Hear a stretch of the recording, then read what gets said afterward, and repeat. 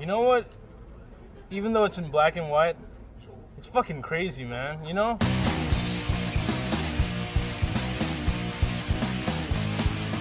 What's Clerks? It was one of the funniest movies I ever saw. I cracked up so hard. Dude, you gotta see this film. It's like this black and white movie, but it's just all talking, but it's really funny. Awesome. It's the first film that really speaks to the 90s generation. Oh yeah, that too. Dialogue's good too. Fucking Randal's like the guy everybody wants to be. If you like street hockey, you'll like the movie. I think the first time I rented it, I saw it 5 times that night. I watched it, maybe 100 times since then at least. You gotta see it. They talk about Star Wars and shit. When the girl has sex with the dead guy. 37. 37. I'm 37? We always decide that we're going to be Jay and Silent Bob for Halloween. You know what? I can't tell you why it's funny. It just is. Original, personal, Even though it looks like crap. hilarious, and addictive. But it's so funny. I was just relating so much to the characters. Especially comic book guy geeks like myself. Shit that most of us people put up with every day. Have you ever worked retail? Have you ever worked with customers? Have you ever been around people? The milkmaids and the Eggman and... Everybody's getting screwed over by the man. That was the movie about our generation, about fucking around at work. It's original, it's weird, it's quirky. Kevin, I love you. Thanks, Kevin. Kevin, thanks. You're the man. He is. He's the man.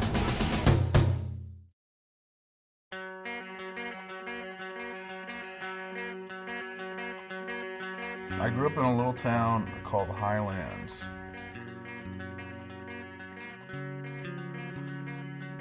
Which is in central Jersey, right on the water. Kind of blue class, kind of working class. And I grew up in this little house there on 21 Jackson Street, where I lived for about 23 years straight. This is 21 Jackson Street, the house I grew up in.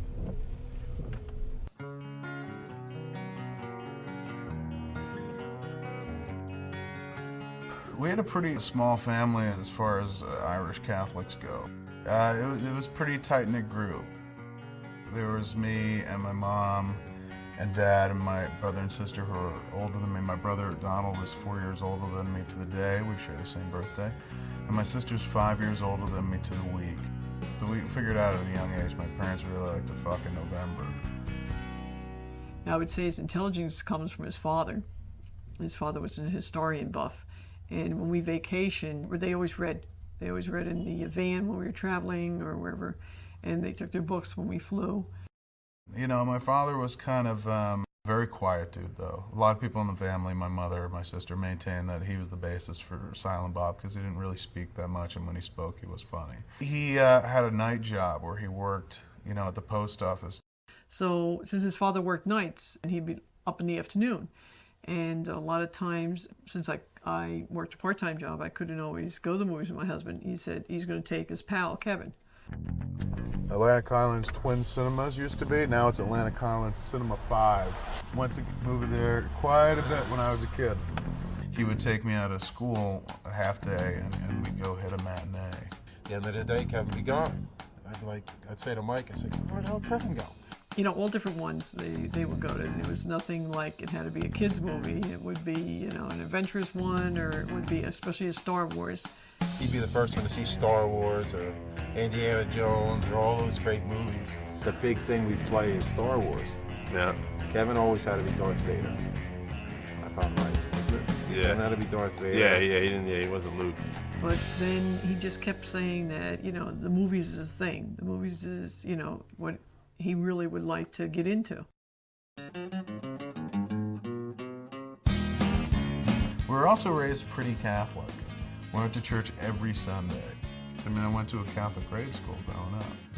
This is all BH right here. That's the building where I went to school when I was a kid. They were very good in keeping up with the religion. We all had to be altar boys. And Kevin was an altar boy, I was an altar boy. And then we went to the 7th grade, and the whole Saturday Night Live thing took off. I was always into comedy. SNL was a big influence on me. Loved that show when I was a kid. Belushi was God. But I was always really attracted to it. It was humor. It's funny. I kind of liked funny things. And I think, it had a lot to do with growing up kind of heavy. You grow up fat and you kind of rely on other things to kind of help you blend socially. And that's when Kevin and myself really got into the Blues Brothers. We dressed up as the Blues Brothers for Halloween one year. And the other one most people don't know is Kevin was huge on Kinnison. Oh yeah, Sam Kinison. God, big forget fan it. of Sam Kinison. Kinnison was God. Again with the trench coat, you know, Yep. Sam Kinison always wore that trench coat. Sam Kinison was kind of a big dude. And I was like, hey, that's it. You wear a trench coat and, you know, you hide your gut.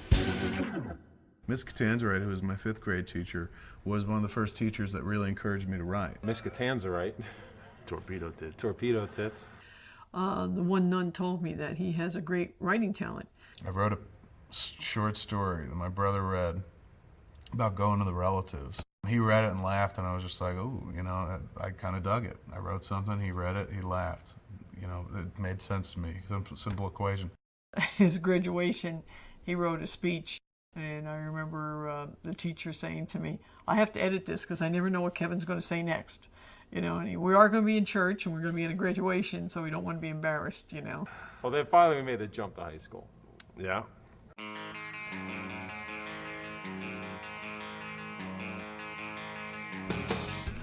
This is Henry Hudson Regional School, where Kevin Smith, Mike Bellicose, and myself, Ernie O'Donnell, attended.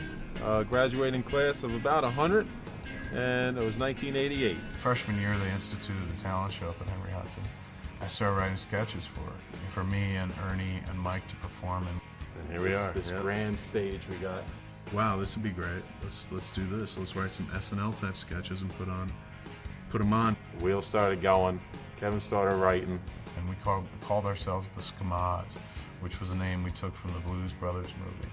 State, county, municipal offender data systems. And just that was our name, our comedy troupe, Scamods. We did 2 freshman year. One was the Honey Oompas. The Honey Oompas was the Oompa Loompas from Willy Wonka and the Chocolate Factory. And doing Ed and Ralph, the Crandons. So it was the honeymooners as if they were Oompas. You know, so we had orange face paint, green or white hair. I didn't know nothing about makeup. He's like, no, I'll do it. I said, what do you mean you'll do it? He's like, oh, I can do makeup. I like makeup. I'm special effects and all that. I was really into makeup. Do the eyes and the makeup and the foundation, the powder. I mean, he did it all. Another year we did a sketch where I was Ronald McDonald, Bellicose was the Hamburglar, and Ernie was James Bond. Hi, boys and girls. I'm Ronald McDonald. I'm here to entertain you. I'm very clear information on you, too. And we just blew the audience away.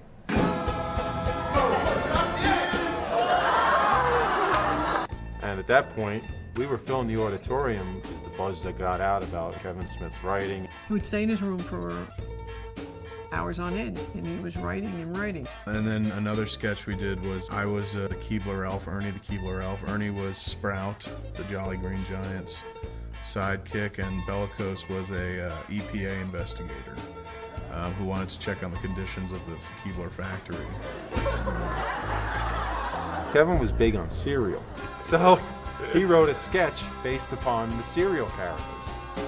And he dressed up as the Trickster's Rabbit. It was pretty clear what my role was. I wrote. Starring Kevin Smith, Michael Bellicose, and Ernie O'Donnell, with an original script by Kevin Smith. Kevin created everything, you know, but his again, 100% stick to the script. And whenever we did the sketches, there was didn't like improvising. Stick to the word. It's on the script, read it. Like, you know, kind of felt a little insulted whenever anyone wanted to deviate from the script. Stick to the script, O'Donnell, stick to the script. And every time we did it, Kevin got a great write-up in the newspaper. We were cocky young little kids. Absolutely. we reveled in the glory. You know, getting written up, seeing your picture in the paper was also kind of a revelation to me. I was like, ooh, this I dig. I like this a lot. I want more of this. Once the buzz came about that these 3 guys came to Hudson and all this stuff started happening, Kevin saw that I could actually do something with this and start to, you know, steamroll here a little bit and get noticed. So Ernie and I had this falling out senior year, and things were never quite the same after that. That's when he got really tight with Brian and Walter. Yeah, after senior year is when he got tight with Brian, those guys. Walter, and down at the rec. He kind of went that way. We kind of went that way. Right. The close of that summer is when I first started hanging out with Walter Flanagan and Brian Johnson at the Recreation Center. So we're about to bring you into a place where Kevin Smith worked. And by work, I mean laid on a table and watched TV. And this is foosball, this is pool. If you clear the tables away, it's dodgeball. And that's where we became friends, was from working here. He's an easygoing, quiet guy, Walter Flanagan, but was into comic books. And actually, he got Kevin into comic books. 13. This is Walt's house. I'd come pick up Walt here, and we'd go pick up comic books in Red Bank. Brian Johnson also, Kevin met him at the Highlands Rec Center. And I remember seeing him around, and he was constantly with jeans and a blazer. And I was like, well, what is this? What is this style that this guy is trying to force upon everyone? I think every once in a while in life you meet somebody who just kind of sets you on the course to being who you are, essentially, for the rest of your life. And for me, that was Bry. We grew pretty close pretty quickly. He's really funny, very smart, prototypical slacker. Didn't know what he wanted to do in life. He also introduced me to hockey. And we would go out on the rec tennis courts on the weekends and play street hockey. We used to set a goal up on one end line, see the white lines right there? And the net would come down, we would take the net out, and then we'd set another goal up on the other white line.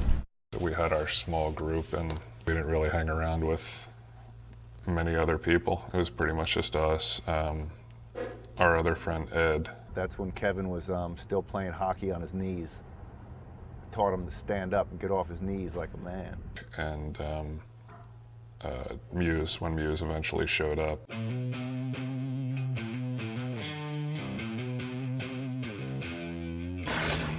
Muse would come and hang out there and stuff, but he was just a kid and I didn't pay much attention to him. Then Walter and Brian started hanging out with him a lot more often, and because he made them laugh and shit. And then they brought him into our group. First time they hung out with Muse, and we were on our way to a comic book show.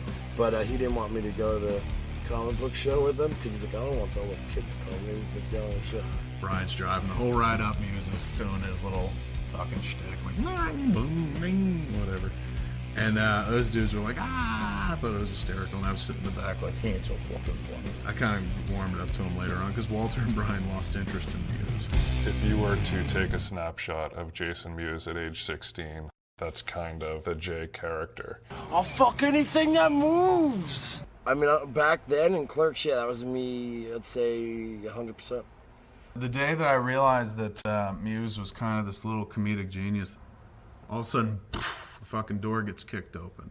And Muse walks in and proceeds to fillet anything somewhat phallic in the room. So if there's a flagpole, he grabs it and he sucks it off. Grabs a phone receiver and he's sucking it off. Grabs a pool stick and he's fucking sucking it off. And me and Walter are just like watching him go from place to place in the room. He was just doing it to amuse himself. Yeah, you cock-smoking clerk. We used to go to the mall a lot. For some reason, we're walking through the mall, and I snatched a wig off one of the mannequins. And it matched Walt's hair, but we ended up putting it on him backwards. And from then on, we presented him, for the rest of the time we were at the mall, as, I think it was Kevin's cousin, or maybe my cousin, from Russia, and his name was Olaf. He's your cousin? Yeah, and he's from Russia, too. No way. What part of Russia? I don't fucking know. Do I look like his fucking biographer? So the idea is he's like a Russian rock star. He wants to be a metal singer. No way. I swear. Olaf metal. Walter would try to pretend he was speaking in Russian and do things like this, meaning he wanted to kiss. Olaf, girl, nice. Girl, neck. And Walt would make up fake Russian words and would be like, I think he wants to kiss you and stuff. Would you like to suck my cock, Belzebub? That's beautiful, man.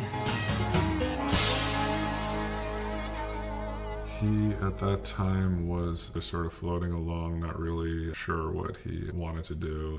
Because we came from the same place of graduating high school and not going on to a four-year school like you're supposed to. You do one of two things in our town. You go into the four-year school, which is really the minority, or the majority, which is you go and get a job in construction or plumbing. First job was at Long John's as a busboy, and that's the first convenience store I ever worked at. Was that in-between stage in his life with, what am I going to do for the rest of my life? Do I want to do? I worked at an Italian bakery, which sucked because I can't stand Italian desserts. If you stay at a job longer than a year, it becomes a career, doesn't it? I was when I did that summer of going through some shitty, terrible jobs. At one point I was digging graves. I worked at the cemetery. Domino's Pizza, worked there for a day. The day that Batman came out, quit so I can go see Batman with Walt and Bry. Kevin didn't have a car, and he came over to the house and he said, I'm going to go for a job interview. Can I borrow your car? He came back, he had gotten the job, and it was at RST Video and Quick Stop.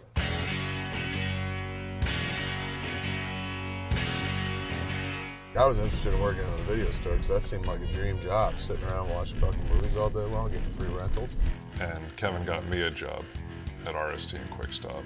And we pretty much had the run of the place. It was essentially a clubhouse where a bunch of uninvited people would come in and bother you to buy things. Our time there was not really spent working as much as it was spent trying not to work. I was confrontational. I spent a lot of time making fun of the customers.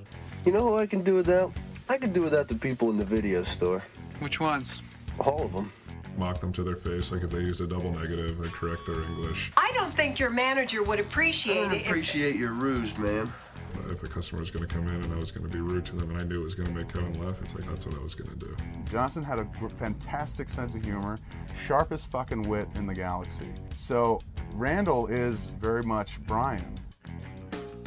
Then quit. You should be going to school anyway. That was something that I got quite a bit of at that time in my life. Didn't have a great collegiate career, didn't know what I wanted to do, was content to work in the stores because it was easy and I was lazy.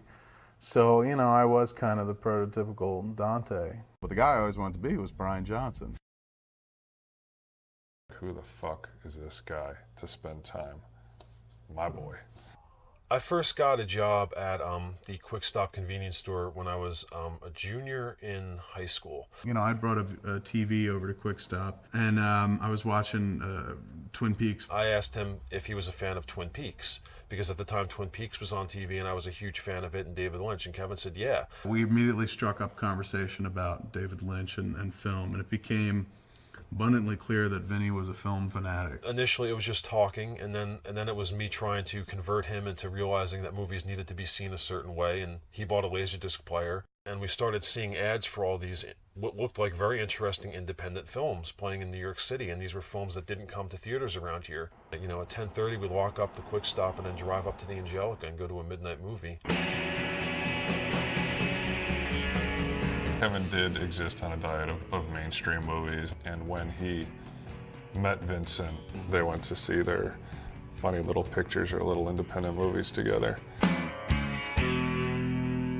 The moment that changed Kevin's life was when we went up to see Slacker. And that was the night that I was just like, it all clicked. Do you ever have those dreams that are just completely real? I mean, they're so vivid, it's just like completely real.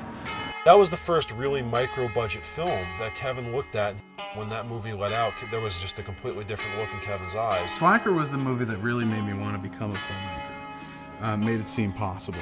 Like, I can do something on a low budget, shoestring. We didn't really say much to each other as we were driving home, and then suddenly Kevin started talking about, you know, I could do that. For the first time I was talking about making a film. He's like, you know, I could come up with like $30,000 and make a film. And from that moment on, it was like full speed ahead for him. It was kind of like out of nowhere, he just said, I'm going to go to film school. And I'm going to make a, when I come back, I'm going to make a movie. And it was kind of like, okay. I was surprised that he wasn't like, hey, you want to go to film school too? Because we had done everything together up to that point. Again, the trusty old village voice. He came across an ad for the Vancouver Film School. I didn't want to go to a 4-year film school, but this was an 8-month program for $9 grand. 8 months, you're in and out. And Kevin looked at that and he's like, I can have a complete film school education and come back and make my little independent film. I figured if I could learn how to operate a camera at film school and learn how to operate a Niagara, I can come home and teach Bry how to operate something, and Walt how to operate something, Ed how to operate something, we'd be off and running.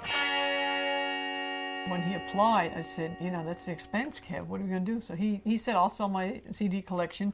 I'll sell comic books if I have to. I got the application, applied to the Vancouver Film School, sent in my check, and then got an acceptance letter. I mean, it was like teary. It was like I was upset that he was leaving. I didn't want him to leave. He eventually went to the school in '92, and it's a good thing he did because when he went there, he met Scott Mosier, who's been his partner in crime ever since. It was written that Kevin and I were two guys from New Jersey who had made this movie in this convenience store, but I was born in Washington State, where we are right now. My first interaction with Kevin was we were in a classroom. I thought he was kind of a smart ass. He was wearing that trench coat. I was sort of like, who the fuck is this guy? First time I saw Mosier was on the orientation day, and I was like, what a pretty boy. Because he looked like a 90210 kid. Product in his hair. I had just came from LA, and so I was like, I was pretty much, I was gay. And then he started talking to Scott, and he realized that Scott was actually like a really on-the-ball, cool guy. I remember we got called into the office because we were talking in class. It was sort of us solidifying our relationship by what we had in common, which was a disdain for authority, I guess. Mosier and I pretty much bonded, I believe, over a very common sense of humor. You know, which we still do. Jedi or The Empire Strikes Back? Empire. Blasphemy. The Star Wars scene came from us sitting downstairs at the cafe at the VFS, and him and I were sitting there talking about Star Wars. All Jedi had was a bunch of Muppets. And there was a dude who was sitting next to us who was listening to our conversation. And I nudged Mosier and be like, that dude's listening. So we started upping the ante of our conversation and taking it to ridiculous places. So a construction job of that magnitude would require a hell of a lot more manpower than the Imperial Army had to offer. I'll bet they brought independent contractors in on that thing. Kevin had come up with this idea of doing a doc about this pre-op transsexual named Imelda May. All we really wanted to do was to get picked. We just wanted to win the pitch. Because as soon as we pitched and as soon as we won, neither of us wanted to do it. And so we went to the transvestite ball. We shot one night with her and then she disappeared. So we were fucked. We had no subject, so we couldn't make a documentary. So why not make a documentary about how ours fell apart? It was the greatest documentary that never happened. Well, she was a man. But becoming a woman. Exactly. And me and him play characters in the documentary. We'd had scripted lines. So after we spent weeks of nurturing and building our ideal documentary, it crumbled in the middle of production. And we basically said, we're going to interview each of the crew members, and you guys can say whatever you want. You can call us assholes, you can call us incompetent, be totally honest. They felt free to do it. Hey, there's the 6 Ps. Which I think is like 9 Ps, but whatever. Poor planning produces piss-poor production. The directors didn't seem interested in organization. To my knowledge, the first time that a documentary has fallen apart in production. Of course, by that time, we were the scandal of the class. Oh, yeah. Like shooting us backlit in kind of that standard 2-shot, that became my signature setup. I'm the 2-shot guy, 2-shot waist up. And you were very adamant at that point, which would follow into Clerks, about sticking to the script, about me sticking to the script. And then as soon as he always had the liberty to what he would tend to do is repeat what I said. The thing is, when you're doing a documentary, you have to remember that you're not in control of your environment. That's true. You're not in control of your environment. That was me kind of riffing. And then, of course, Kevin ended up leaving halfway through the program anyway.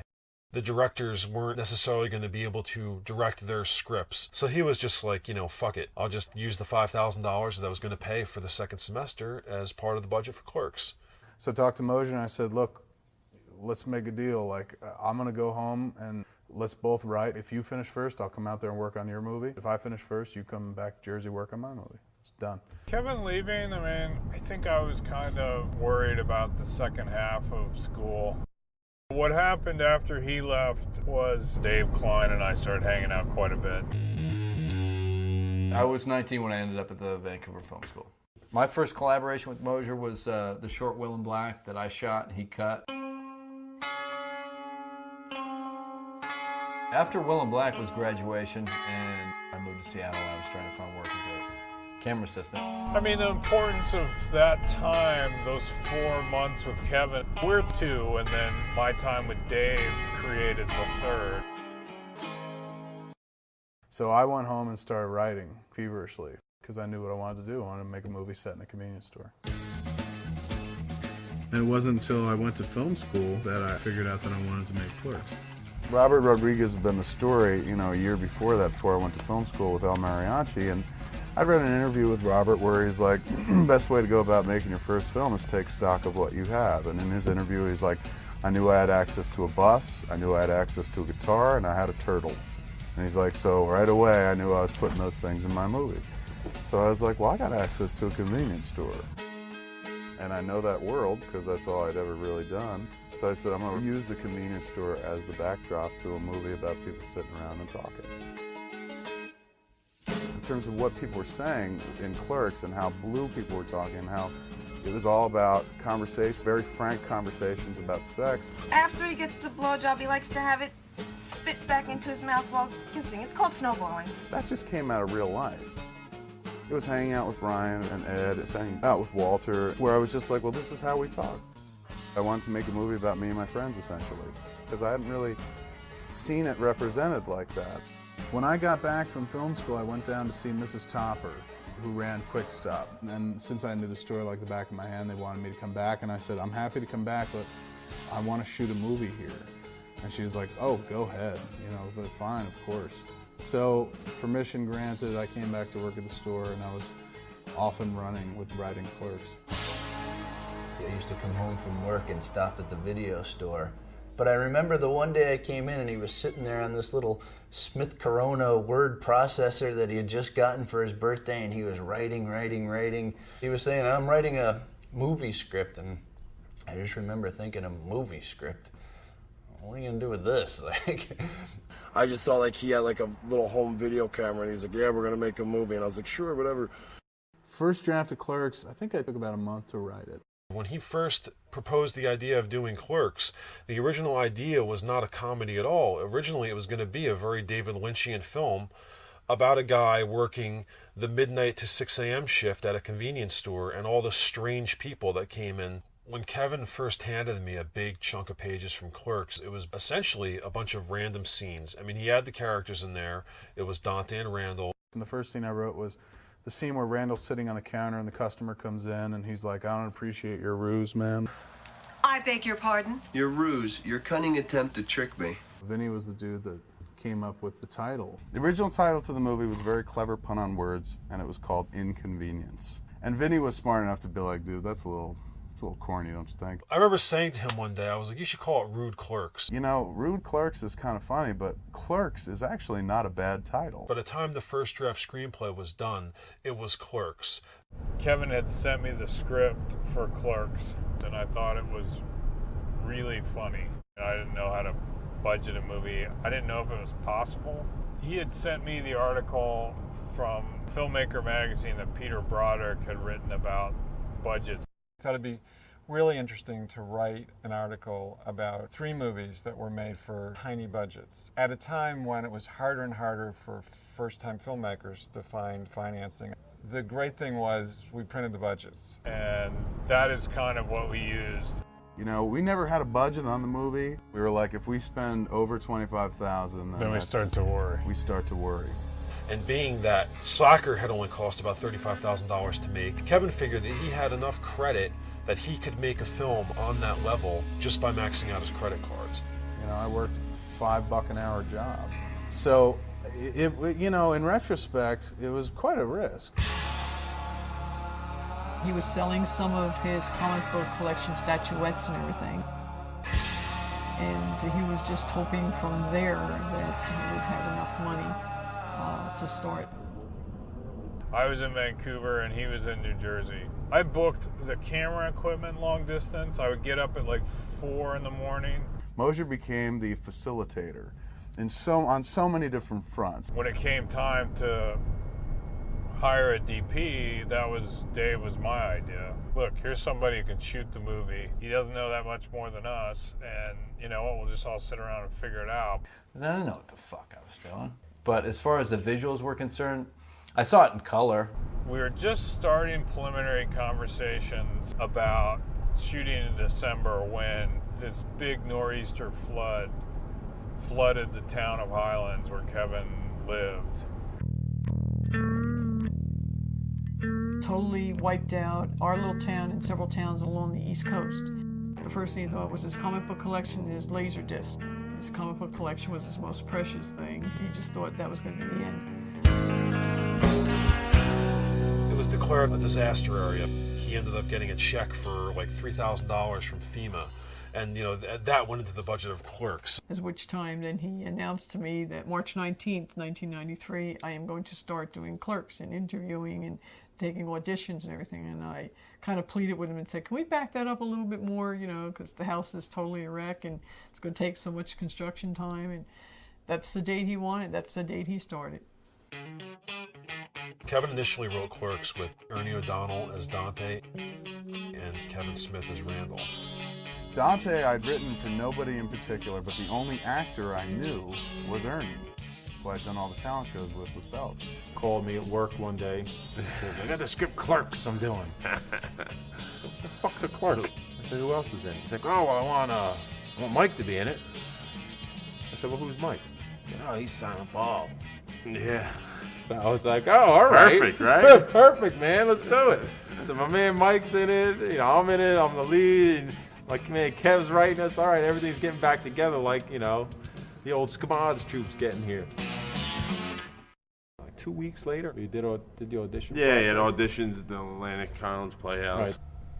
One day, Kevin walked in. He was looking for a place to audition for his film and that he needed actors. And we were the right place to come because we have actors. I was doing community theater acting, and the owner of the theater had contacted me saying, like, these guys are doing some sort of film, and they're auditioning, you know, I think you should come down. I was like, oh, okay, sure. I had done quite a bit of community theater, and through the grapevine, found out about the auditions. I came into the place, and Kevin was there, Vincent Pereira was there, I think Ed was there. He let them do a dramatic monologue of their choice. Marilyn Gigliotti. For my audition, I used just a monologue out of a monologue book, but something that I really connected with. I opened my eyes, and I find I'm living in this world where nobody hears me and nobody sees me. We were all flabbergasted because she cried. And we were like, that's fucked up. How can somebody do that, man? She just cry like that. That's amazing. What an actress, you know? So we were already leaning toward her as Veronica. Who's leading this mob? Jeff Anderson came in with no intention of reading. He came in as a friend, basically, just to sort of hang out. I remember when we heard about the auditions, it was like, whoa, there's going to be hot actor chicks there. Let's go check this out. He was like, hey, you know, Kev, as a joke, can I get up here and do some of this J stuff? In high school, I never acted, never was in plays, never wanted to do any of that stuff. Not in me, she says. That's what she says. Silver, sorry. I'm a little nervous now. You made me nervous. The whole thing is a blur, and it was probably a horrible audition. I fucking hate jerking off when I ain't got to jerk off, you know what I mean? So I take it out, I blow a nut on her belly, you know? And I'm out of there. Just as my uncle comes walking in, and we're so fucking close call. Hey man, I don't care if she's my cousin, I'm getting her again tonight. And he was really, really funny. But it didn't dawn on anybody at that point that Jeff would be a good Randal. You know, at that point I was going to play Randal. And then as I got close to production, I'm like, I can't memorize all this dialogue. Not an actor, what am I thinking? We'll get somebody else to do it. And Kevin was like, you know what? I've been thinking. What do you think of Jeff Anderson for Randal? Called him up and I was like, dude, I want to read through the script with you. Page by page, went through, I think, the entire script and read it. And at the end of it, I was like, I think you're it, dude. You're Randal. And I remember, like, trying to talk him out of it. I'm like, how much money is this movie going to cost you? And he's like, you know, thousands of dollars. And I'm like, oh, no, I'm out. I am not, you're not spending thousands of dollars on the hopes that I remember all these lines. It's just not going to happen. And I just completely forgot. So I hadn't prepared nothing. Well, Susie, I'm gonna lock us in. Brian did an audition with a piece that was 180 from Dante, but you could see that the dude had chops. And I kept telling you that's enough. I don't want to know anymore. But she went on and on and on.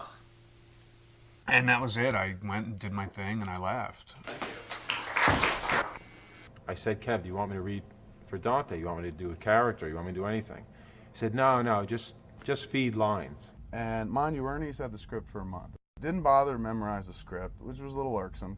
People only get a paper, people only get the paper of coffee this time of morning. He didn't know the part. He had the script, this telephone book for 3 months, and he's up on stage and stumbling through it. Theoretically, people see money on the counter, nobody around, and nobody around, they think they're being watched. But that wasn't so much of a problem. The problem was that Ernie's read of the character was not the character. Dante was a schlub. He's an everyman, he's Charlie Brown. And he sounded like his performance of Danny Zuko in Grease. You can't get enough of me. So I'm sitting there listening to his read, getting a kind of sinking feeling, because now this is the guy who's my lead. And then Vinny and Walter address the pink elephant in the room, which is, dude, are you sure you want to cast Ernie as Dante? He's like, I'm having doubts about Ernie. I'm like, about time. I've had doubts about Ernie since that first time I saw him up on stage. He doesn't know the part. And Kevin was like, ooh, you see that too? I'm like, Ray Charles could see that. Kevin calls me up and he goes, oh, I said, how's everything going? Oh, great. I got everything filled up. He said, we got a couple changes though. Mike's not going to be Silent Bob anymore. I said, why not? He goes, oh, I think I'm going to be Silent Bob. When I decided to beg off of playing Randal and cast Jeff Anderson instead, I was like, well, I want to be in this movie too. You know what, I'm taking Silent Bob role, never mind Mike. I said, all right, so what's the other change? He goes, oh, the other change is you're not Dante. I was like, what? I said, yeah, but you wrote the part for me, you prick. Yeah. I said, what the fuck's going on? Really, if he wrote it, yeah. He's like, no, I got a great part for you. It's perfect. I said, what fucking part am I getting? You're Rick Derris. I said, who the fuck is Rick Derris? I'm a trainer. I know what that sound signifies. You're out of shape. Kevin told me that Ben Affleck told him that Rick Derris was one of his favorite characters in Clerks. Everything happens for a reason. That's right. This was really about the right man for the role. And Brian O'Halloran was definitely the right man for the role. I'm not even supposed to be here today. Kevin actually called me back, and he wanted me to come down to the convenience store and actually read the script and see if maybe I'd be interested because of certain topics of conversation. I was like, my God, there's about 70 curses on every page. You know how much money the average jizz mopper makes per hour? When I first read it, it was kind of shocking to see it in print form as an actual film. You're so repressed. Because I never tried to suck my own dick? I just remember actually reading just my scene, the infamous scene of the snowballing. After he gets a blowjob, he likes to have it spit back into his mouth while kissing. It's called snowballing. I'll admit, I was taken aback.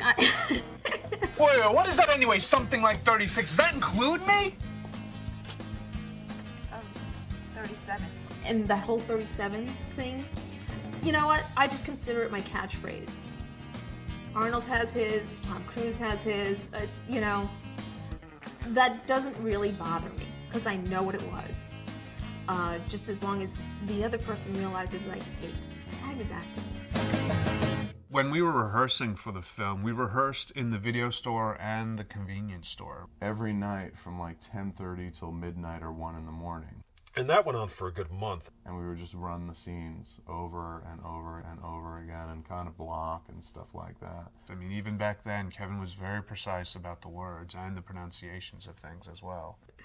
There is never any ad-libbing for Kevin's scripts. Every time we rehearsed, afterward it would be kind of open up for discussion. And I remember Marilyn saying, I've got one. Kevin, okay, the floor is yours. She said, he's not going to be able to pull this off, like to me. And I just remember being like, oh, Lord. Something along the lines to Jeff, I don't have any confidence in his ability to do this. And Kevin was like, what do you mean? She said, well, he's never acted before. He seems kind of nervous, and I just don't think he's good for it, and I don't think he's going to be able to pull it off. And that's something that you don't do, you know, to someone who's already nervous to begin with. God, I have no memory of that whatsoever. It would be so out of character for me to actually say something out loud like that. And so that pushed Jeff to the point, like, well, the hell with this, you know, I really can't. That just shattered his confidence to do it whatsoever. And I handed him the telephone book script back, and I said, dude, I'm out of this. I said, what? Why? I love what you're doing. I think it's awesome, so don't worry about that shit. So he talked me into staying and was like, no, really, you have to stay, and blah, blah, blah, blah, blah, blah.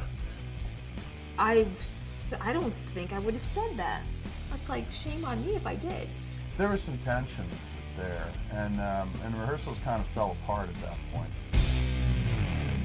Dave and I arrived there 3 to 4 weeks ahead of time. We had a plan. I knew exactly what we needed to do once we got there, which is buy the film, get the sound equipment and lights and stuff like that. Kevin was working the store, so that was kind of the central office. We scouted the quick stop. We looked at the other few locations we had. Actually, Ed Hapstack and I built a couple of fluorescents. I just chained up some fluorescent lights back there, and then I think we even put my halogen work lights. Actually, we moved the cigarettes. We took all the cigarettes out from above the counter. The whole cigarette racks were gone, and we were like basically bouncing light off of where the cigarettes would normally be. We got the camera from a place in New York, and it was an old Airflex SR. It sounded like a fucking machine gun. Probably the loudest camera I've ever worked with. I think the look of that movie was mainly decided by the dollar. It was just more cost effective to shoot black and white. This whole issue of color temperature. You've got fluorescents, but we've also got windows to deal with. If we shot in black and white, that was no longer something we'd even have to think about. And then we can use the tungsten lights that we have mixed with the fluorescents that were there, and we close the shutters. Kevin wrote that into the script, that somebody jammed gum in the locks, and then we don't have to worry about the windows, and that's another color temperature. As we were going on and we were getting closer to starting, it became apparent, like, guys, we don't have a lot of film. Film costs money. You have 1 or 2 takes, and you got to get this stuff down. And that now, like, this whole thing has been filled with, like, one nerve-wracking moment after another. So we start shooting. It was 3 weeks. We shot 21 days straight.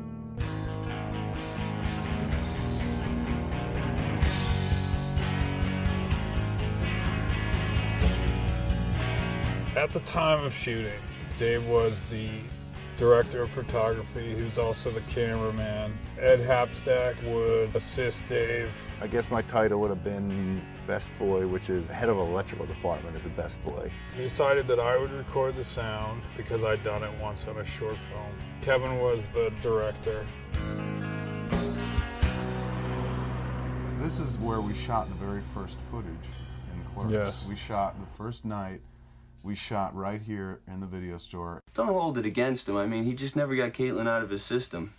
It's not your fault. It's Dante. We had about 12 people here. That was the largest day of the shoot. Like to move crates and to, you know, to move stuff around. A lot of people crammed in the space. That was just like, holy, we're actually making a movie. And we're setting up, and like the last thing they do before like we're about to shoot is like they start listening. I mean, literally, I could hear like my blood going through my ears, like boom, boom, boom, boom. So you have that coupled with the tension between Marilyn and myself. Like it was like that was my first scene. I'm like, oh, this is not going to be good. Look, I don't know thing one about chicks, so if you got to cry or something, I can get out of here. I'm not sad. You're not? So we shot the scene, and halfway through the first take, she flubbed the line. I feel like he's been killing time while he tries to get the balls to tell me how he really feels, and then he can't even do it. He has his friend do it for him. And it was beautiful. And I was so happy, and like finally I was like, okay. It was also the one scene in the movie where he has makeup. We had a makeup person. She's in the movie. Oh, look who it is, the fucking human vacuum. Scumbag, what are you doing? She did him up. He looked like a fucking raccoon. He had real white face, and she put like real dark eyeliner. He looked goth. And then by the end of the movie, we didn't use any makeup. So we shot the scene of Jeff and Marilyn, and then concentrated for the rest of the evening on Brian and Lisa when she comes back, and they have that very long 7-page conversation. Something I read in the tabloids. You saw it. Very dramatic, I thought. And we only did 2 takes of that. And it was a great testimony to their performance, you know, that we held on them, and that it lasted in the movie. You could have broken it to me gently. You could have started by telling me you had a boyfriend. I mean, I told you I had a girlfriend. I know. I'm sorry, but when we started talking, it was like I forgot I had a boyfriend. And it was like that was the first thing we shot. This is kind of cool. So then when we find out about what the shooting schedule is, you know, it's 3 weeks of nights. Because we were basically shooting the hours when the store was closed. Kevin did say we'd be filming at night, but you just don't think you'd be filming all night. Most of my shooting took place from 11 o'clock at night. So maybe about 10:30, 10:15, we'd slowly start taking the store apart and getting things ready. Turning off all the freezers and dealing with the one fluorescent bulb that's buzzing. Till about 5 or 6 o'clock in the morning. And then by 5 or so, we'd start breaking down because the store would have to open again at 6 in the morning. So we would turn on all the refrigeration units and turn on all the electric lights that were buzzing back on and things like that. And this is while I was working. I worked in the mailroom of AT&T. I was a hairstylist. I had been working for a barware manufacturing company. I'd be at work at 7:30 a.m., get off work at 4:30, and be down at the store at 11. So all in all, in that whole week, I think I got about 4 hours sleep. I was useless at work. Woo, the routine got to be a bit grueling, to say the least. The original script had me tap dancing into the store. For 10 days straight I shot, and it was like one Saturday night that I was gonna finally be off. I said, I'm slapping on my Wranglers and I'm going out, and I did that goofy little walk. And Kevin was like, oh, no tap dancing, let's do that. They used my black cat as the cat in Clerks, so I was the quote-unquote the cat wrangler. And what was Vinny's cat's name? Lennon's Tomb. Lennon's Tomb. I was just wondering if the article was a misprint. I don't know, like a typographical error or something? Making the cat shit. Vinny basically did not let the cat shit all day. When we put the box on the counter for the first take, we were like, this is going to be it. He's going to see that box and fucking dump because he's been waiting all day. And he didn't do it. He just walked out of the box, and we're like, oh, we blew so much film trying to get this cat shit. Second take, though, he was a 2-take wonder, man. We just rolled film and waited for the cat, and then finally that fucking magic moment happened. Here's this fucking camera rolling on the cat, and he gets up and he gets on his haunches, and we're like, yes. Excuse me. Do you sell videotapes? Yeah, what are you looking for? Happy Scrappy Hero Pup? 1 second. I'm on the phone with the distribution house now. Let me make sure they got it. I knew at some point my mom was gonna have to see that Happy Scrappy scene. I remember pulling Kevin aside and being like, dude, is it really necessary? Like, you've got so many titles here. Can we just scale this back a little, or just try and make them a little less on the nose? My cutting 8 shafts, come clean, come gargling naked sluts. And he said, sure. Takes it. Ready to roll, camera set up. Yep, here you go. Boom. Action. Kevin adds 3 titles to the list. Pink pussy lips. Oh yeah, and all holes filled with hard cock.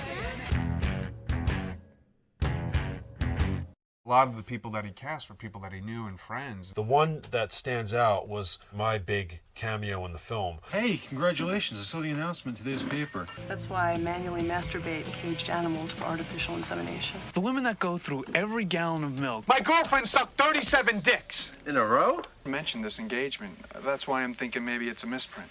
There was also a lot of people who were cast that just as like extras who just didn't show up. Having people play multiple roles. Ooh, Navy SEALs. Do you sell hubcaps for a 72 Pinto hatchback? Ooh, Mini Trucker Magazine. Do you have that one with that guy who was in that movie that was out last year? I don't know, since I was about 13. Ed Habstack plays hockey on the roof with the long hair. So, who's gonna pay for these Gatorades? What do you care, you shoe polish smelling motherfucker? I also played the woman that came out of the funeral home. I put on one of my mom's dresses. Could barely get the thing on. That's why my arms were like a Tyrannosaurus Rex. I was supposed to play one role in Clerks, which was the hockey player. How about covering the point? Man, you suck. Then early on in the shoot, I had my beard, Willem Black. On the spot, we sort of transformed him into somebody who was like sort of brain dead. That was Snowball. Why do you call him that? And so we decided I could shave my beard and play the other role. I'll whip your ass any day, pal. And then you talk to yourself down below, which was our only special effect in the movie, Scott talking to Scott. Yeah, you open. No! I remember, like, as we were filming, Walt Flanagan is in, like, every scene as every customer. He had written the Berserker scene for me, and when I read it, I was like, I can't do it. There's no way I'm gonna be able to sing. There's no way I'll be able to do it. I'm just not that guy. I said, I'll go help you behind the scenes. I'll come, I'll hang out and everything, but I'm really not interested in trying to act because I don't think I can do it. Walt became our go-to guy. There were a lot of people we cast in roles that Walt wound up playing that just didn't show up. It just became the running joke, well, we'll let you do it. Quick, put on this hat, put on this wig. Pack of cigarettes? This has been going on for 20 minutes now. Cute cat. What's its name? Annoying customer. Fucking dickhead. Using filthy language in front of the customers. You both should be fired. That one was more the hardest one because there was really lines you had to do, and I was really nervous to do that one. Well, if you think that's offensive, check this out. I think you can see her kidneys. Muse never acted before. I was really nervous about being in front of camera. So I gave him the script and he read it and I was like, what do you think? He's like, I don't know if I could do this. And I'm like, dude, it's you. That's how I was anyway, but when it came to reading it, like, and being in front of camera, like, I just couldn't do it. You know the dude for 10 minutes, he whips his cock out and shows you. You know, he's that kind of guy. But here is a dude who was just like, I don't know if I could say these things. I'm like, dude, you do say these things. So it took a month to rehearse with Muse, solo, away from everybody else, to play himself, to kind of teach him to be himself on camera. I wanted everyone to leave, and I'd make everyone else go inside, or if I was inside, I'd make them go outside. Like the dance scene outside. And he's just like, well, I can't do it with all these people watching. So they went inside.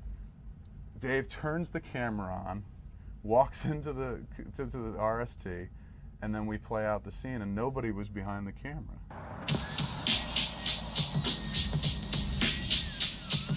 I really don't do shit to entertain other people, it's to entertain myself. So like as soon as like I had an audience, it just was really, like I just felt really silly doing it for other people and just being like, all right, everyone, get ready. No inch, you know what I mean? Ladies and gentlemen, Miss Asian design major herself, Caitlin Bree. Lisa and I kind of bonded, and honestly, I thought she was probably the funniest person I'd ever met. One night we were there and we were rehearsing, and I just leaned in and kissed her, you know, so we got together. I kind of had a crush for her as well in the beginning, but I was such a dork. I had no game to make any type of sort of moves. It became pretty apparent what was going on. Lisa and I knew each other for 3 weeks when we decided to get engaged. And I thought it was kind of cool. I was like, wow, that's awesome. We broke the news to Kevin, and Kevin's first reaction was, wow, this is going to be great publicity. There was one scene where Randal does the Big Choice video, and Vincent Pereira plays like this absolutely perfect clerk. Perhaps you need some help finding the rental title of your choice? You work here? Yes, I'm here to serve you. To serve me? Yes. Perhaps you would like to peruse our new... And we just lost that whole scene because the mag was a crappy mag. And, you know, every morning we got into, damn, we got to get this place back into shape before the owner comes and sees exactly what's going on here, because I don't think they had any idea. The big scene where Brian and I, after the fight, when we're laying in the piles of Hostess fruitcakes, the owner of the store showed up that morning, and she just walked in as we're sitting there laid out in the candy, and she just turned and walked back out, and it was like, uh-oh. We had a really old boom pole. About a week in, one of the threads stripped. it was busted and we couldn't use it, and so we ultimately took a hockey stick. For the last 2 weeks of the show, we used a hockey stick for the boom pole. Noise, smoking weed, doing coke, drinking beers. Pack her ass, my good man. Time to kick back, drink some beers, and smoke some weed. The big dialogue scene, you know, at the end with Dante, he's pretty sauced, I think, that night. Ed Halfstack would go fucking to the bar on the corner and get me a bottle of Blackberry and like a 6-pack. And I'd have to sit there and drink and get drunk to do it. I don't know, dude. That Kendrick's nice, but I see that Veronica girl doing shit for you all the time. I saw her rubbing your back, fucking come brings your food. The reason I took that line, like where Silent Bob finally speaks in the movie, it wasn't planned, it wasn't written in the script like that. That line was always supposed to be Jason's. But he couldn't nail it, and I was just like, you know what, dude, I'm gonna do this line. Don't worry about it. You know, there's a million fine-looking women in the world, dude, but they don't all bring you lasagna at work. Most of them just cheat on you. Come on, limp dick. Yeah. He's right.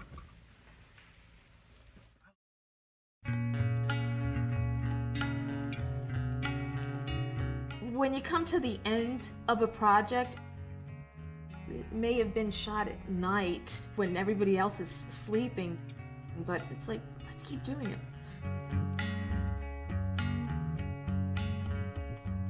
When we were done shooting, it was just go back to your regular life and not worry about it. After we were done shooting, I didn't talk to those guys for like 2 months. I was just exhausted. And also I was working on other theater things. The shoot ended, and I probably left 3-4 days after that. I think, you know, Mosier and Kevin may have been like, you know, where are you going? What are you going to go do? So, well, what am I going to do here? I shot the movie. Nothing left for me to do. I was committed to staying on the whole time as an editor. So we wrapped the movie. Wrapping was really walking from that store to over to here. It was a quick wrap.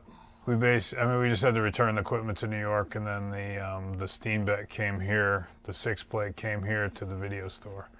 The Steenbeck sat right there, like at the edge of this counter, where this little file cabinet is. The Steenbeck sat right there, left very little wiggle room between that outcropping, that little wall, the abutment, and the Steenbeck itself to get behind the counter.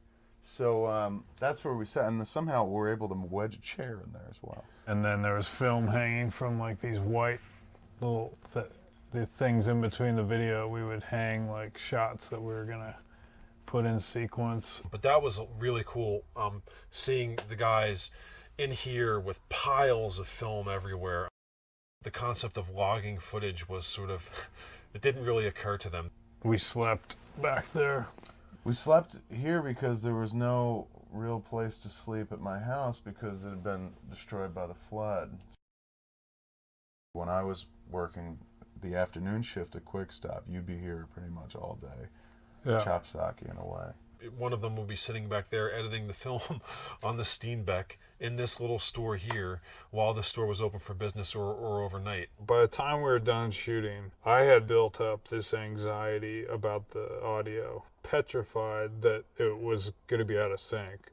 You get me slapped with the fine, you argue with the customers, then I have to patch everything up. It would have been absolutely the most devastating thing in the world. I had recorded the sound the way that you're supposed to. I mean, I'd done it to the best of my knowledge, which is not very much. And then to top it all off, you ruined my relationship. I wouldn't even begin to understand how to fix it. And I finally sat down on the Steenbeck. There was definitely like a giant sigh of relief when 99% of it, there's 2 shots where there was like a drift, which I'm sure was just because batteries were dying. But other than that, it all basically sunk up. Oh, fuck you! Fuck you, pal! But what a weird time, man. Like, we were in our early 20s, drinking Pink Zinfandel, cutting a 16mm movie in a closet of a video store. Went to rent a movie down at RSD. And I went in there, and Kevin and Scott were in there working with that editing machine, and I just remember being like, wow, it's on film, and like, it was just so weird. The editing process on Clerks was pick the best take, because it was a lot of oneers. We would watch the 3 to 4 takes, and pretty much you choose which one we both thought was the best. There wasn't much cutting involved. It was just stringing together. And then we came up with a final cut. And I remember sitting down and watching it on the Steenbeck, and that was the first time I watched it straight through. And I thought we had something. I thought Kevin really had something there. Kevin asked me if I wanted to watch Clerks. To me, it was like, wow, this is the most realistic dialogue I've ever heard, because that's the way we talked. He took components of our life and like the way we felt and the way we talked and the conversations we had and just put it onto a screen. I called him the next day and he asked me, he said, who do you think these people are? He's like, what about Randal? And I said, this sounds weird, but I said, it seems like it's kind of like me. And he said, yeah. He's like, it's sort of like loosely based on you.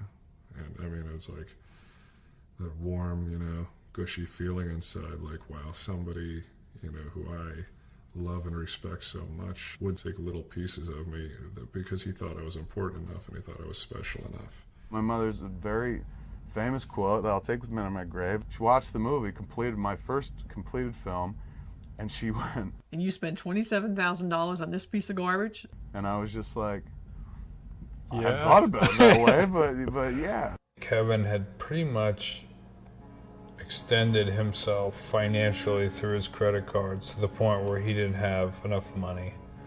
He was only covering his minimums, so he was not paying off his credit card debt.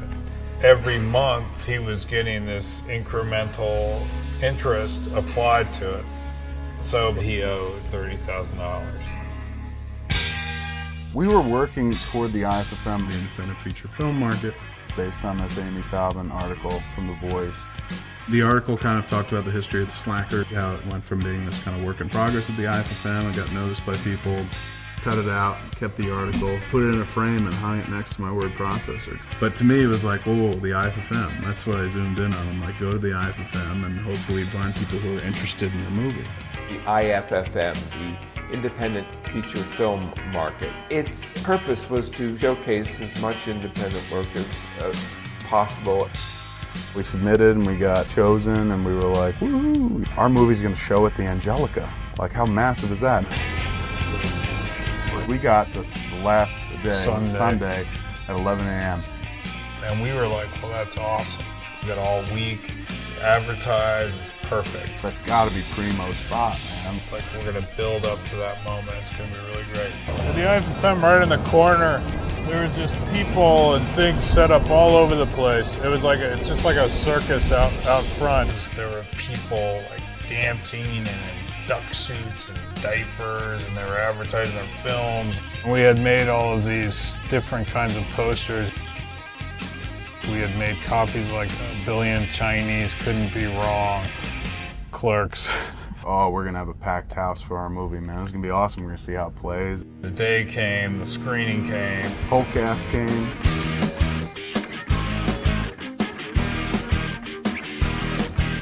Oh my god, we're gonna get to see ourselves on the big screen.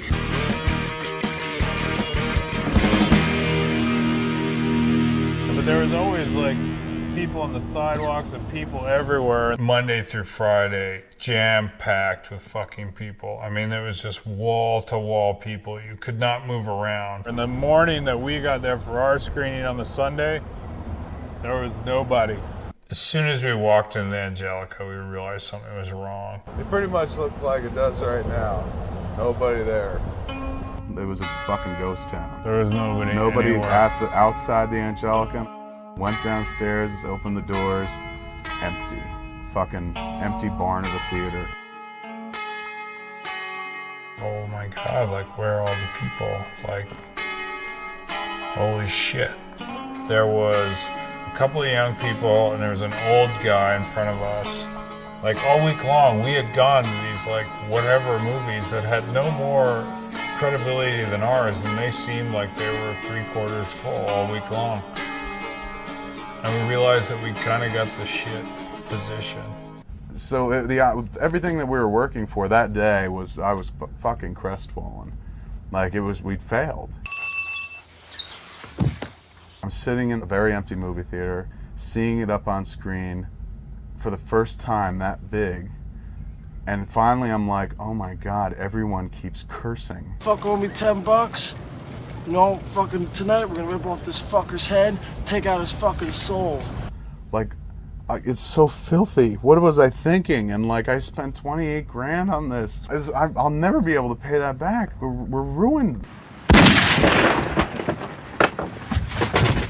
It was like a reality moment of like, this could be it. That's the only time your movie's going to screen in public, and you will spend the rest of your life going like, that was the best it ever was.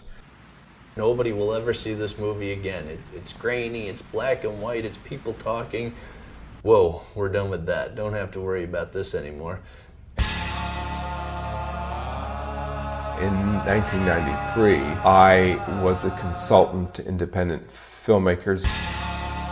I knew that I had to see Clerks. It looked like it could be awful. It had a tacky still, but the whole idea of something set in a convenience store interested me very much. I said, that's a smart idea, because my whole feeling about convenience stores is that they are a metaphor for our society today. And I circled it in my schedule, and that was where I was going to be. Why do I have this light? Have some chips, you'll feel better. Well, there were a couple of things that stood out for me in Clerks. Number one was that Kevin could really write dialogue. And what happened after that was that I was walking up the stairs. Peter Broderick was walking down the stairs. I said, I just saw this movie. I think it's wonderful. And you should see it. It's called Clerks.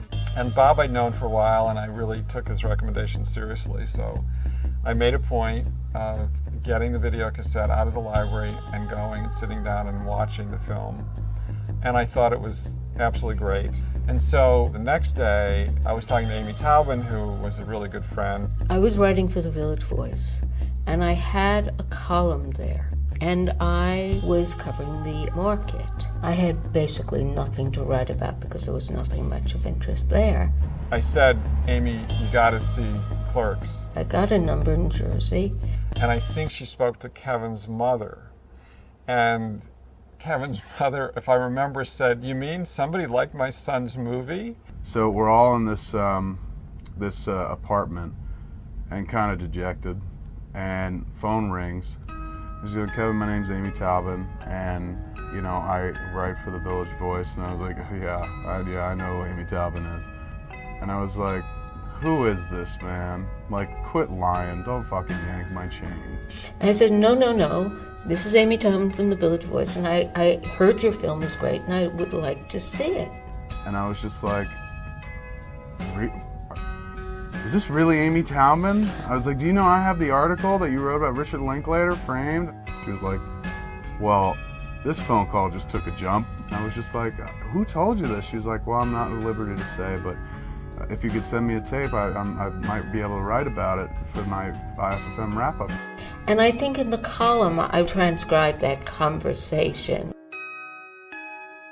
Phone rang another hour later, and it was Peter Broderick, who wrote for Filmmaker magazine, and I knew him because we used that article. I was like, what? Peter Broderick? Like, I was getting called by the Indie All-Stars. Peter Broderick's like, at the behest of somebody who I really trust, I went into the video library and watched Clerks, because at the IFFM you got a screening, you also give them a tape, so people who couldn't make the screening could watch it in the video library.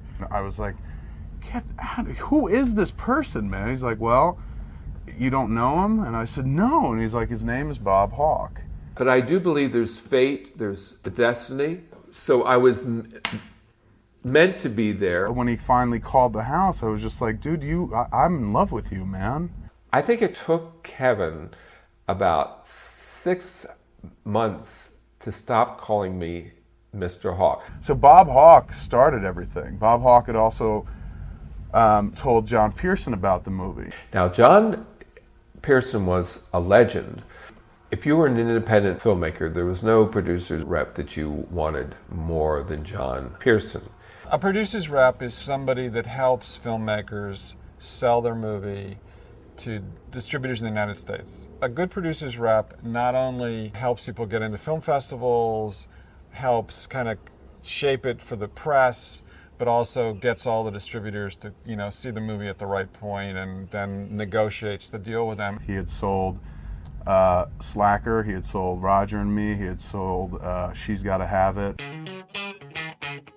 Clerks came to me through numerous people of some repute in the community. It included Peter Broderick, Bob Hawke, and Amy Talbot, of course, from The Village Voice. So I sent him a copy. I was away when the tape came in. I remember John was out of town. I remember having this tape to watch in the morning, and I hated watching stuff because at this point we'd been looking at hundreds and hundreds of films for years, and a lot of them were terrible. I mean, our office was lined with films. It was just stacked up. We were always behind. There were always tons of tapes to watch. Thanks. Have a good one. Do you mind if I drink this here? Sure, yeah. And put this tape in, and it's black and white tape, and I don't know anything about it. And I'm watching it, and I'm feeling kind of drowsy, and then I just found myself really laughing. And I even wound the tape back to like, did I hear what I just thought I heard? And sort of, like it really woke me up, And I just loved it. Now, interestingly enough, this was the year that John had announced to any and all that he was through being a producer's rep. He'd had it, he was tired of it. So then I guess John comes back, and I remember, I distinctly told him, If you're gonna, stop repping movies, then you better not watch this. Hey Kevin, John Pearson calling. Isn't this interesting? I'm getting back to yesterday's calls when I wasn't around, and there were 3 Kevins who called on the road, being number 1 in my book, in more ways than one.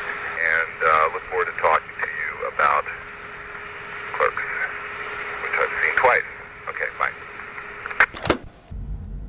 And the phone call was pretty much this, truncated. Watch the movie, think it's really funny, man. Don't think the audience for this movie exists yet, so I don't know if there's a marketplace for it. But if you're ever in the city, I'm happy to buy you lunch. And I was just like, oh man. It wasn't like better luck next time. It wasn't quite like that, but it was sort of like, it was sort of like, well, that's it for now. We're putting you on the stack. So that was it. Pearson's call kind of put the nail in the coffin, and all this interest was just going to die. Kevin, John Pearson, Friday afternoon, 4 o'clock. I watched your film yet again today. This must mean something. I'm hooked. I'm an addict. What can I tell you? All I know is that for a week, I just watched a lot. I watched Clerks a lot. I'd reevaluated, but I probably called and said, I guess it's inevitable. Eventually we're going to do this, so let's get cooking. It's fucking huge. In the original, Dante is shot, dead at the end. I don't even say anything. I think my name is like Quiet Man. If you look in the credit, it says Quiet Man. So I go in and I shoot Dante, and yeah. The movie's kind of, for me, it was always structurally based on Do the Right Thing, which happens over the course of the day. It's very funny, but then something very serious happens at the end, and the movie concludes. I hated it. Hated it. I kind of like, what?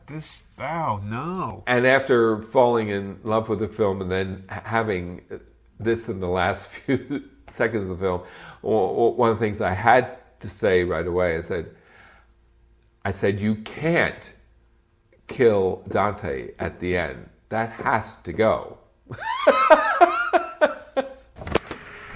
Kevin, John Pearson, Friday afternoon, 4 o'clock. I have an idea for you vis-a-vis your ending. Please call me. Bye. Pearson was the guy that really brought it all home. Pearson was just like, look, you gotta lop that ending off. You can't kill him at the end. He's like, you kill the dude at the end for no better reason than you just don't know how to end your movie. I'm proud to say I might not have been the first to think it, but since I was the first person to say, look, this ending's a problem. So he's like, you can just end it without that. End it when when Randal leaves the store. You're closed.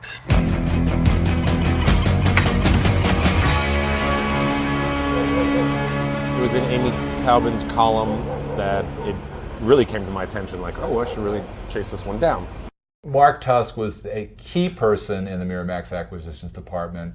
He was like the cool guy. He was the one who was most on the edge, most in touch with sort of the most exciting and different things that were happening. Miramax was like pie in the sky. It was like Sundance to us. It's like, I got a fax. It's on Miramax letterhead that said, I've been hearing great things about your movie, read about it in the Village Voice, really would love to see a copy of it.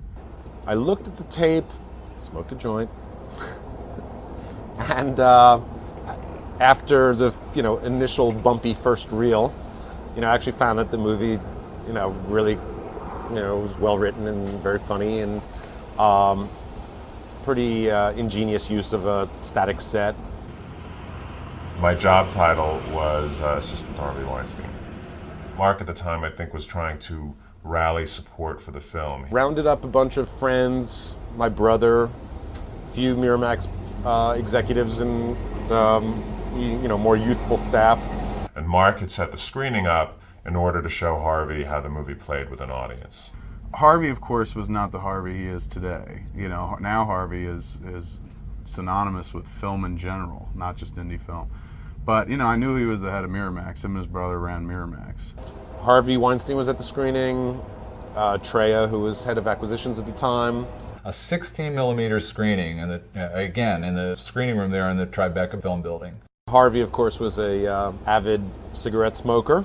$53 a week on cigarettes. Come on, would you give somebody that much money each week to kill you? And so I'm not sure that the smoking tirade at the beginning of the movie really drew him into it. The good news was great. All the young Miramaxers loved the movie. I loved it. I mean, for me at that time, I was 23 years old, so that movie was speaking directly to me.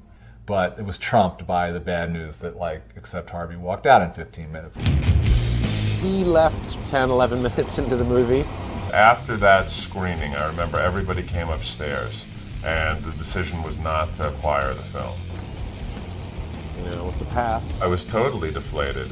I was deflated in the sense that I saw something that really got to me. I saw something that I would watch over and over again. We were dead. We were not going to be picked up. There was going to be no distribution for the movie because none of the distributors were biting. I was on the advisory selection committee of the Sundance Film Festival, and so I had already told them, I saw this film, Clerks. It's something you all have to see. He used to send me lists of movies that he thought should be in Sundance, and we'd say, that's great, let's look at them again and make sure they were brought to our attention and stuff like that. The selection process at Sundance is a mystery to a lot of people. But ultimately the decision ends up with me. I was very much taken by the film, but I had some hesitances about it. And part of my hesitances had to do with the sensibilities of the film. Sick. You just fucked a total stranger? Shut the fuck up! But I knew that the women in the office, and there were at least two of them that spoke of this, would find at least part of the work to be objectionable. And they did. It's sexist. Because there's a stranger in our bathroom, you just raped Caitlin! She said she did all the Will work. you shut the fuck up? There was a problem. It was for a while rather iffy whether Clerks would get into Sundance or not. And I remember working here at the store, and Bob was calling me from Los Angeles going it's not written in stone. And I remember very much having that debate. Is it something that, we should really be showing? For me, the answer was yes, not for everybody on my staff. 2 hours later, he called back and he goes, it's done, you're in. And I was just like, woo!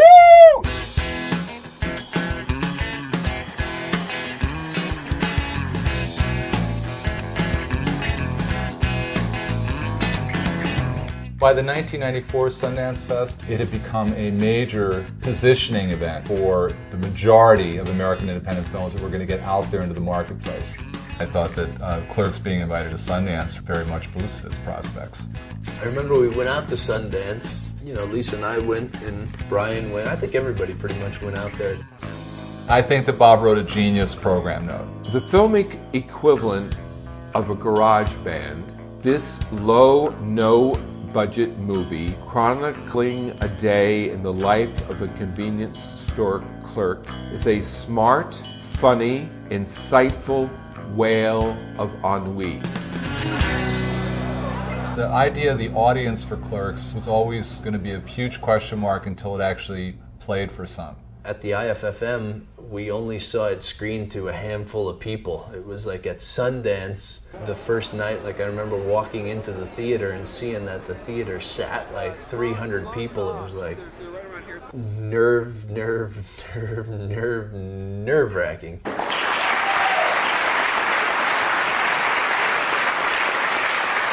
It went religiously.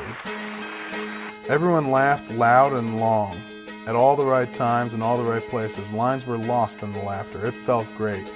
It felt that even if we never got picked up, the $27,000 was worth it alone. All in all, an excellent day. Thank you, God. Second screening, which was at the Park City Library Center, there were some members of the press in attendance. Still not so many distributors. The Library Center had more time for the Q&A afterwards. That was Kevin knocking me and I think everybody else off their feet. We just basically fed the cat and didn't let him go near a box for about. That's why I don't see that like no animals were harmed thing, because that cat was bound, man. That cat was bound up. People who had seen the first two shows and had now written about it, filed something about it, that stuff was getting into print. The trade reviews, fabulous. Variety gave us a great review. The New York Times wrote about us. Dave Kerr wrote about it in the Daily News. It was like it's David Mamet meets Howard Stern. It's been great. It's been really nice because you screen. We had 2 really good screenings, and like people will find you or see you in the street and you say, "Wow, Clerks liked it." People were already actually coming up to me and saying, "Hey, you know, loved you. It was great. Clerks was great. Loved you in it." I was like, "Thank you." We had a couple of casting directors just approach us. They want a picture resume. Where to start? There's so much going on. So like Kennedy from MTV at the time wanted to interview me. I was like, oh my God. That was totally just weird. Now like the wait lines for the movie, like people who are standby were really long. People were trying to jam in to see the flick. It became a buzz flick. There was a little bit of, you can feel the momentum, certainly from other people talking about the film. I think Mark Tuss then redoubled his own relentless quest to bring Clerks into the fold at Miramax. We're still looking to get a distributor for Clerks. Yeah, we're still looking. Yeah. One more screening, Egyptian. 4 o'clock right before Reality Bites. So if you don't have tickets for Reality Bites, you come to Clerks, stay in the seats, and just get it to Reality. By the time it came to the last screening at Sundance, a real buzz had built up about the movie. Tusk was like using all that, using these articles to get Harvey to come to the last screening. Word had gotten to Harvey, or we had, reiterated that, well, Clerks is one that we should really, consider again. And then everything was gearing up for this Friday, for the distributors to be there, for Harvey and the Miramax team to come back. When I went to Sundance, I was still Harvey's assistant. He said to me, "So what do you like?" And I said, "Well, I really like this film, Clerks." And he said, "Well, why do you like it?" And I spoke to all of the reasons why I really responded to it. Just telling that that I found the humor and the questions that the characters were dealing with, and the life questions the characters were dealing with, were stuff that I could relate to, and I know my friends could certainly relate to. Oh, I hate this fucking place. Then quit. You should be going to school anyway. Please, Veronica. Last thing I need at this point is a lecture. And I remember towards the end of it, he was saying, "Okay, well, I'm going to go see this movie play with an audience. I'm going to go see a lot of people are liking this movie. I'm going to go see it play with an audience." Okay, guys, so how's it been going? Great. We just had like killer interviews today. Is this the last screening and today? And there's a great piece in the New York Times today. Yes. And a great review in the Hollywood Reporter. So it's been a great day. Okay, good. So this is the last screening? That's it. Final screening. Okay. All right. Well, good luck. I'll catch up with you later. You get to that Friday show at the Egyptian. There was a lot riding. If you want to talk about dire circumstances, it was do or die. 3 or 4 minutes before it was supposed to start, and being in this packed theater, and sure enough, Harvey walks in, and he's walking down the aisle, and you just hear, like, it got quiet, and then there was like a little buzz, like, Harvey's here, Harvey's here, Harvey's here. We ended up, being pushed into a screening of it in a movie theater, and Tusk, I think was sitting on one side of me, and I think he put somebody else on the other side. I couldn't leave. To introduce the film to you, with great pleasure, Kevin Smith.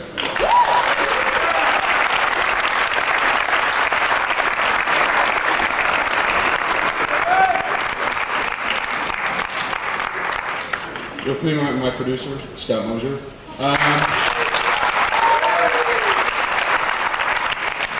It was a really nice intro, but the rags part, I believe, the riches have not come.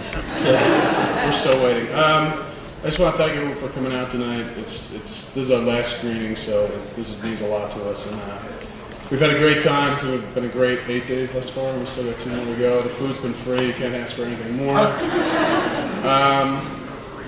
We've gotten some great press. The interesting thing I heard, though, is the convenience store news just called today and wanted to do a cover story on this.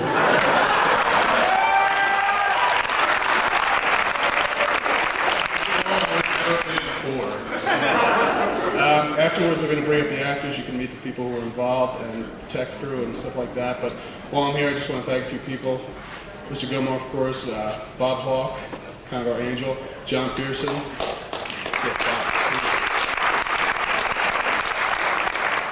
Tusk, anyone else I might have forgotten. So that's it. Let's go. And enjoy, please. Great.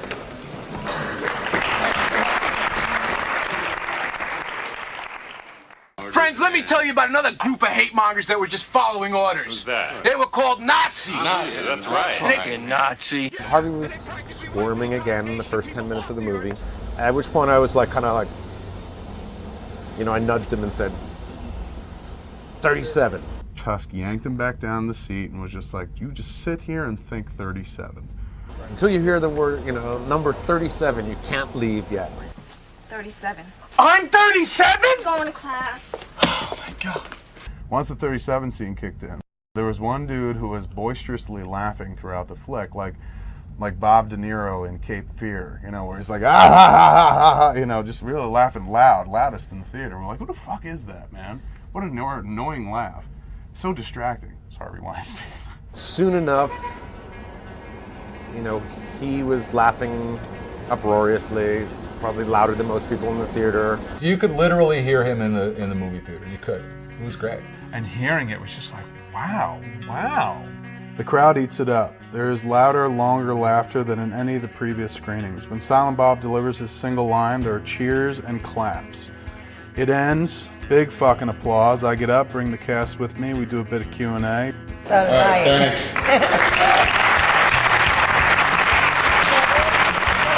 Harvey exited the far right door of the Egyptian theater as the throngs were coming out.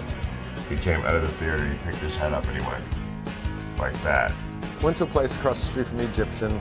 Tusk and Harvey lined up across the street. No, it's the eating establishment. The eating establishment. I mean, from the moment you heard it, we're just like, something's happening.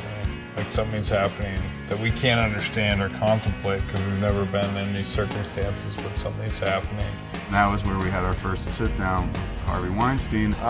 We ordered some potato skins with bacon. He was both going to eat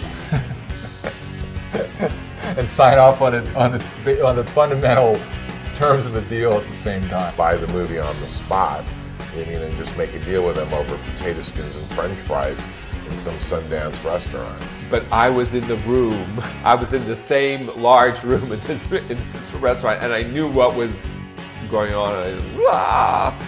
And I couldn't wait to find out. Harvey did his, song and dance as far as how much he loved the movie. They all liked it. Yeah. It was me who was just being, stupid. The rest of them, were totally into it. John loved it, Tuss loved it. All the cool people at Miramax. It was just the old fart couldn't get his head around it. And then I went to see it at that screening in Sundance and flipped. He was just like, fucking love the movie. Think it's really fucking funny. We can take this fucking movie, blow it out in fucking tears, put a fucking soundtrack on it, take this movie to the fucking world. And me and him were like, fucking A. And it taught me a lesson not to walk out of movies. By this point, everybody knew it cost $27,000. A really fair advance on this would be a couple of $100,000 plus. Let's throw in the 27 for what actually got spent on the film. Let's make it 227 and just make it simple and sweet. John Pearson was like, all right, let's go talk about it. So he pulled me and Scott to the side, and he was like, all right, this is the moment. We all know why we're here, and we know we didn't get into this to make money. Like, I think I speak for you guys when I'm saying it doesn't matter how much they're offering us. He's going, I think what they're offering us is fine. I really don't think we should push him and ask for more. I was like, dude, I don't give a shit about money. I was just like, I want to see Miramax at the head of this film. Like, that would be fucking phenomenal. I don't give a shit if they give us no money. It's really thanks to Mark Tusk, and his incredible persistence that the rest is history. I'm buying this movie. Harvey signed off on the deal. Harvey was like, excellent to meet you. Can't wait to work with you. And he was gone. And Right. Tusk the whole time was sitting there, and we would look at Tusk, and Tusk was just like, and we were like, what seemed almost impossible actually came to pass. Miramax bought Clerks.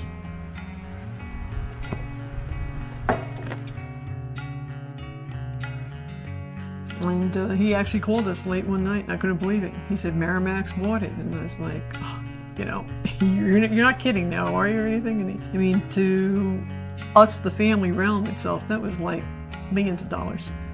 He said, I get to pay off my debts. That's the first thing he said. It made him really happy, It wasn't just the experience of having the movie bought and like, okay, your movie's bought and at some point it's going to come out in the theater. It's like, the movie was bought, and then it was like we were pulled into, it's like we were put on a magic carpet and sent off into the air.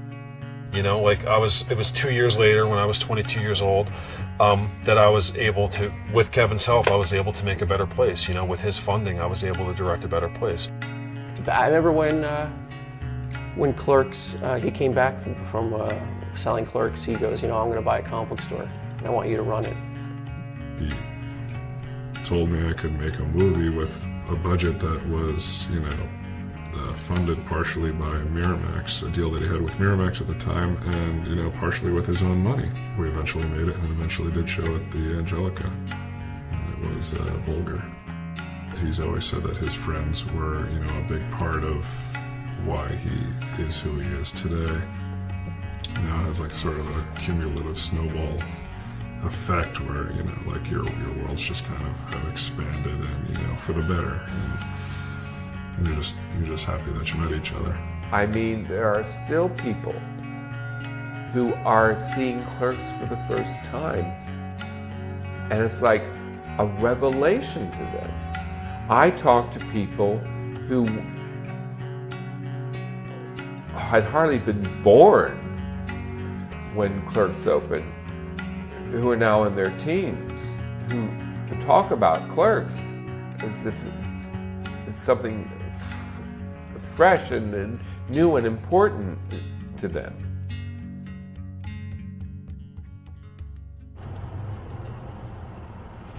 Like, you just can't get away. It's 10 years later, and we're still in the store at 3 a.m. Yep. Which ain't necessarily a bad thing.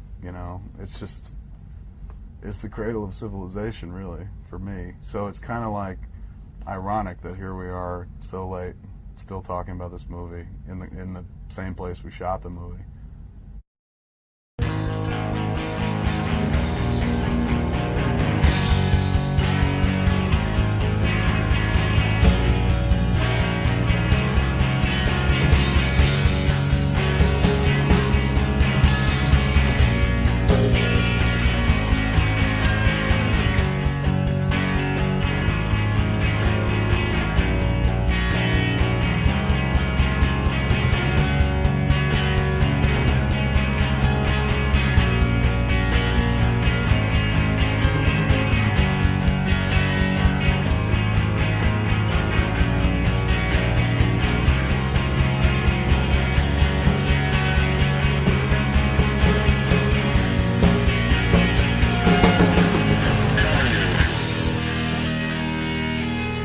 love for you is ticking clock, berserker.